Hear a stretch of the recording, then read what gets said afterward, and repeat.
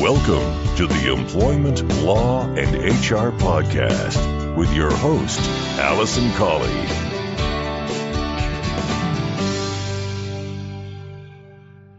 Hello and welcome to this episode 172 of the Employment Law and HR Podcast. I'm your host, Alison Colley. I'm a solicitor and HR specialist, and I run the firm Real Employment Law Advice, where we provide advice and assistance to both employers and employees on all aspects of employment law. I've been producing this podcast since August 2014, so it's been going for quite some time now. And the idea behind it is to provide you with an easy to understand update on employment law and HR matters. And I know that a lot of you are regular listeners, so thank you very much.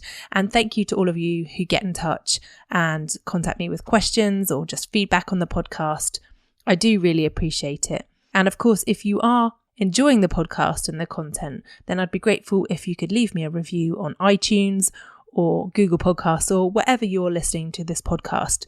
It's a great way for other people to find the podcast, and also it does help me when I'm recording these in the evenings or at weekends to know that people are getting value from them as well.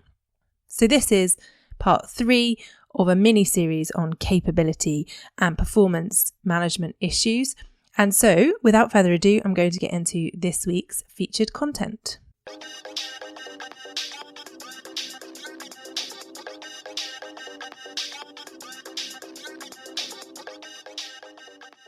So this episode is episode 3 of a mini-series on capability and performance issues, as I said. And in the previous episodes, I've talked about how you plan and prepare for a performance management process, and then how you go through that process with individuals if you have to go through the formal process and all the stages of that. So if you haven't listened to those and you're interested in learning more about how to go through the capability or performance management process, then do go back and listen to episodes 170 and 171. But in this episode of the podcast, I'm going to be covering off some of the issues that can arise and give you a better understanding about how to avoid a potential unfair dismissal case if you do end up dismissing someone for performance reasons. And then what I thought I'm going to do actually is do a final 4th episode on this in the series and just give you some case examples. So I'll find some real life case examples of performance issues. So the first thing to note in relation to a potential issues that can arise is in respect of unfair dismissal. Now, a dismissal is potentially fair if it relates to the capability or qualifications of the employee in relation to performing work of the kind for which they're employed to do. So you can, as I said in the previous episode, follow a fair process and potentially fairly dismiss someone for performance issues. If, however, an employee is aggrieved by your decision to dismiss them and they decide to bring an unfair dismissal claim against you, the Employment Tribunal will look at the reason for the decision to dismiss them. And for the purposes of an unfair dismissal, capability is assessed by reference to the employee's skill, aptitude, health, or any other physical or mental quality. Their capability must relate to the work that they are doing or they were employed to do.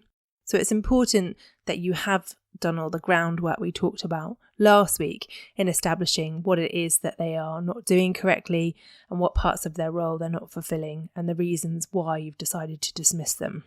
And you must honestly believe that the employee is incompetent or not up to the job or have reasonable grounds for that belief. So again, the best way of avoiding an unfair dismissal claim or a successful unfair dismissal claim against you is to ensure that you have undertaken all that groundwork. So you've got the evidence behind you.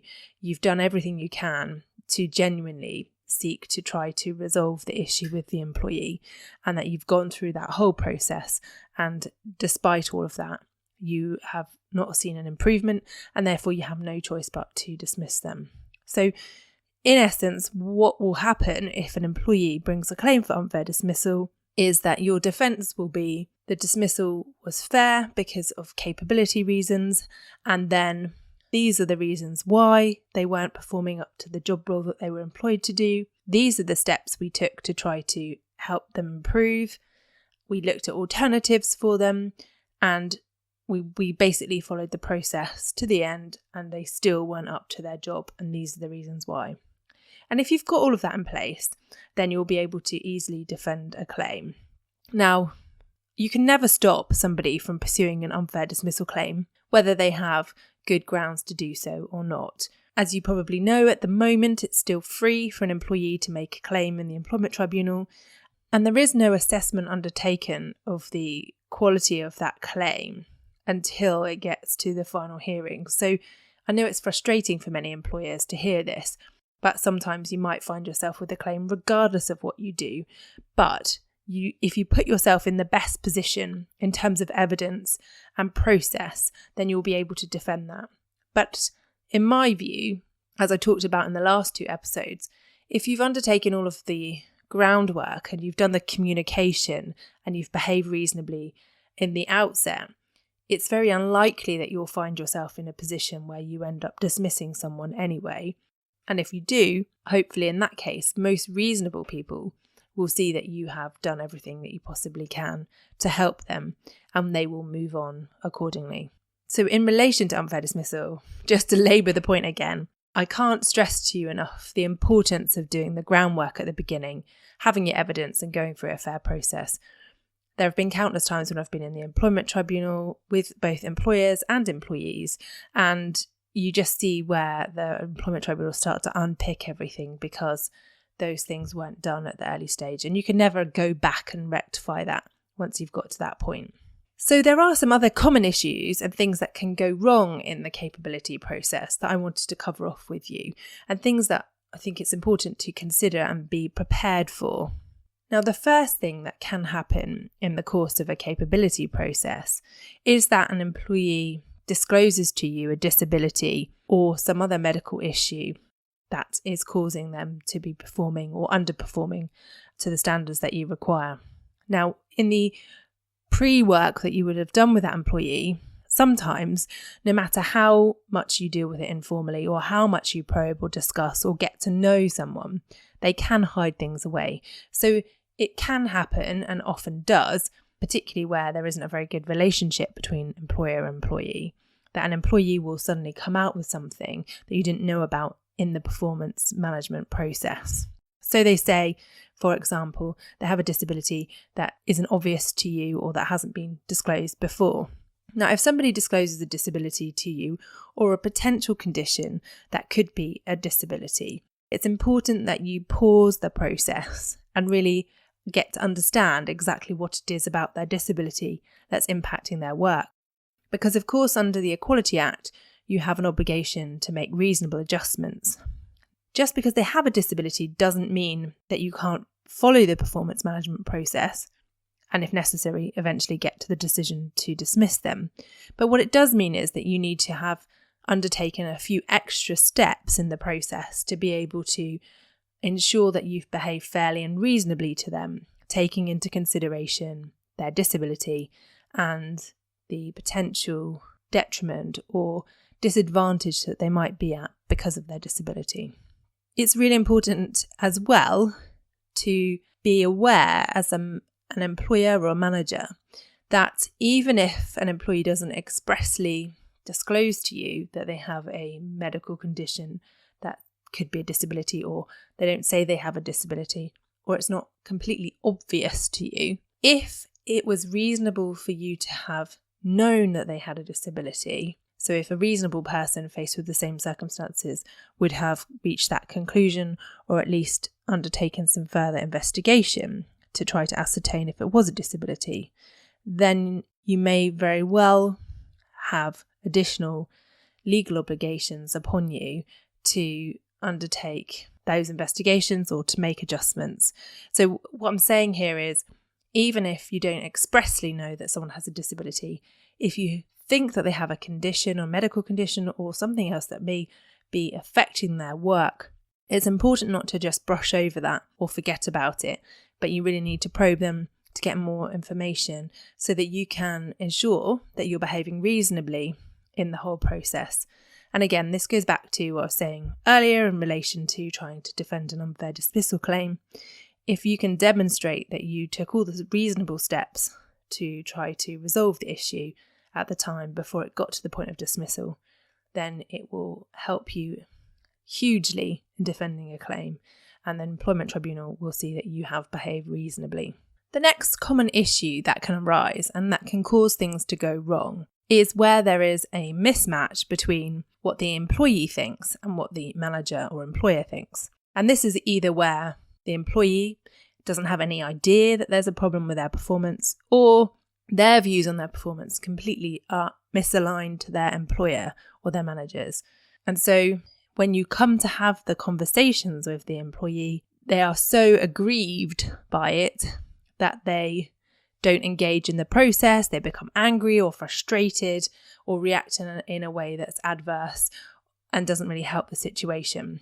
So again, going back to what I was talking about in episode 170 of the podcast, which was the first episode in this series, about ensuring that there's good communication and understanding between employer and employee or manager and employee, so that the employee is fully aware what your views are on their performance and what is required of them and why it doesn't match.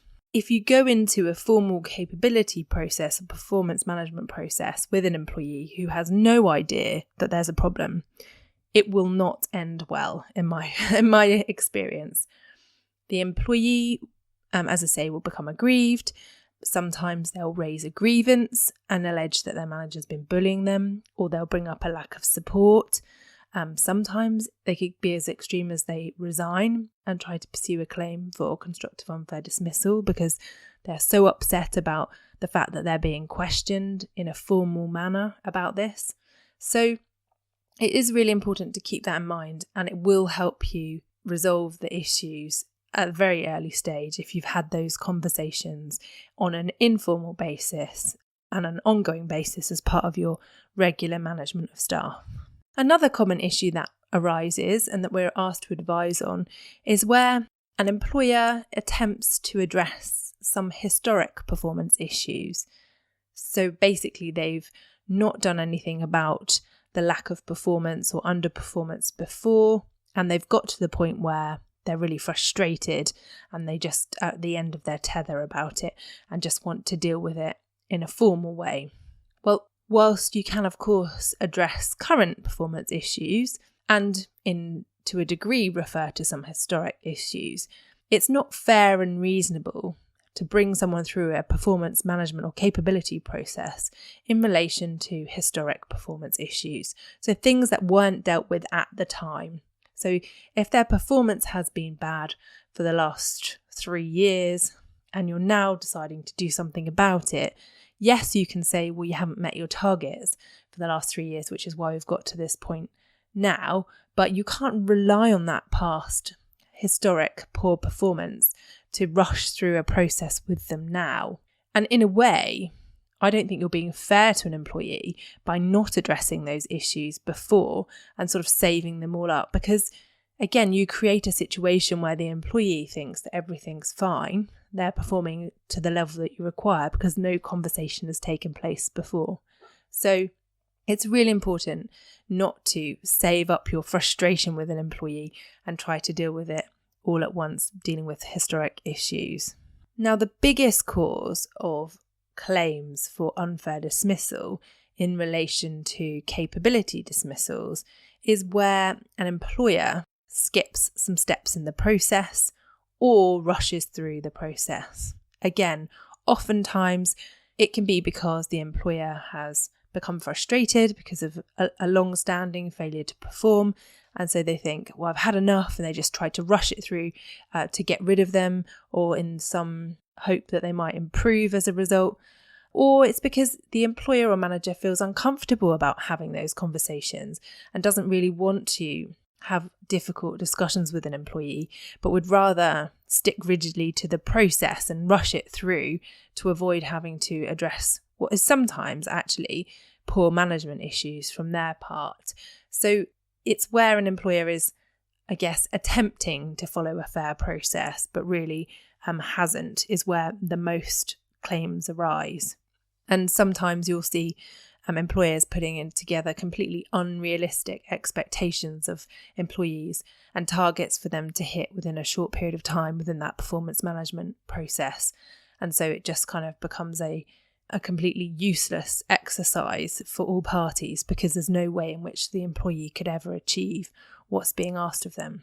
That's when you're more likely to find that an unfair dismissal claim will be made, and the employee may very well succeed because the employer hasn't reasonably undertaken the process to establish if they aren't fit to perform the job.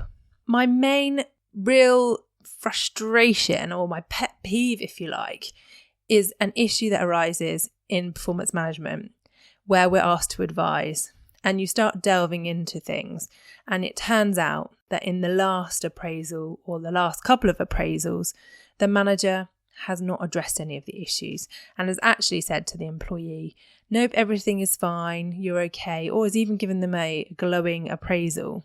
It is so frustrating to advise in a situation like this, because as far as the employee is concerned, again, the manager has no problem with their performance, because in my last appraisal, I was told that I was excellent. So I can't stress the importance, again, of making sure that managers who deal with appraisal processes know how to have conversations with employees about difficult issues and are addressing and being honest about performance in that process. It's no good saying to an employee in January, for example, at an appraisal how good they are, and then come March saying, well, actually, you're not up to target, you're not up to performance. We're unhappy with your performance over the last 6 months, so we're going to put you through a performance management process. It will be misaligned with the employee's expectations and will undoubtedly cause issues, again, in terms of the employee raising a grievance about bullying normally, and of course saying that there's been a lack of support, or that the process just isn't genuine. That's another thing that comes up. Employees will say, well, it's not a genuine issue. This is just the manager trying to get me out.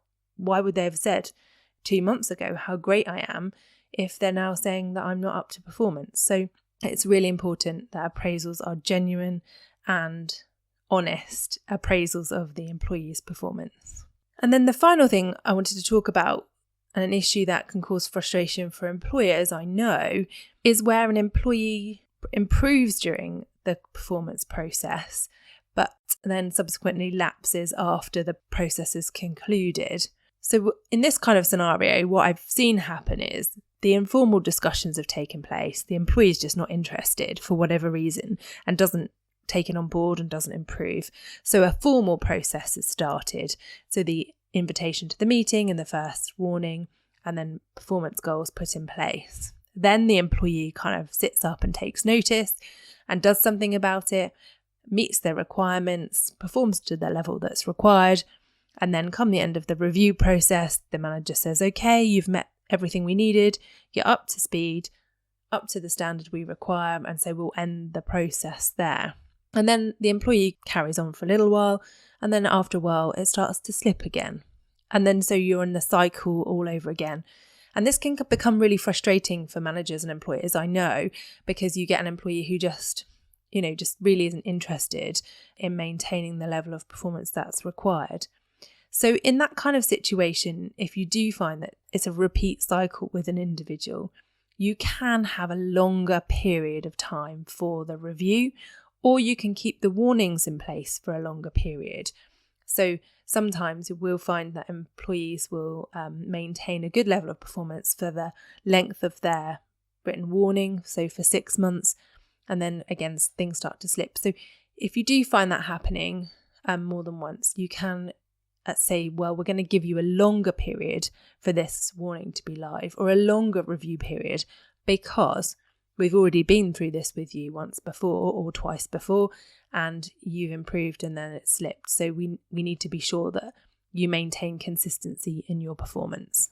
So just to recap there, in relation to preventing a potential unfair dismissal claim or defending a potential unfair dismissal claim, the most important thing to do is ensure that you have obtained your evidence to back up your genuine belief that the employee is not up to the standard required for the job, and then to ensure that you've been through a fair and reasonable process, which you can evidence to the tribunal to say that you've given the employee enough opportunities to improve and they still haven't done so, hence why it was fair and reasonable to dismiss them. The second thing to note is if somebody raises an issue about a disability or a potential medical condition during the course of a formal process, it's really important to note that you have an obligation under the Equality Act to look at reasonable adjustments and maybe make changes to your performance management process to ensure that the employee is getting the right level of support and or potentially making it slightly longer or giving wider parameters in relation to meeting the requirements of the performance improvement plan. And then finally, we just talked about some of the common issues and things that can go wrong.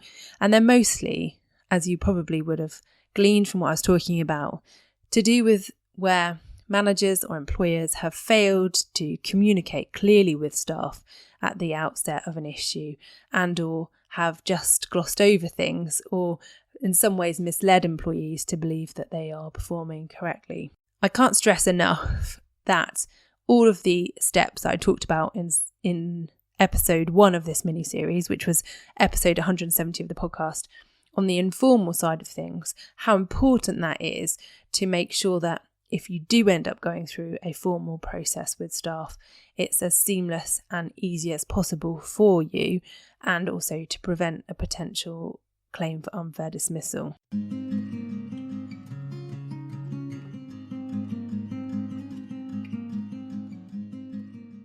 Now, as I said, in the next episode of the podcast, I will run through some case examples where employees have pursued a claim for unfair dismissal in relation to the performance management and capability dismissals, just to give you a bit of an idea about some of the examples and some of the issues that have arisen and the way in which employment tribunals will look at it. Now, of course, if you have any questions about the capability or performance management process or how to manage it, and you'd like me to answer those in the next episode of the podcast, which will be out in 2 weeks' time, then do please get in touch. I'd love to hear from you and answer your specific questions on it. You can email me, it's alison@realemploymentlawsadvice.co.uk, and please feel free to connect with me via email, or you can connect with me on LinkedIn.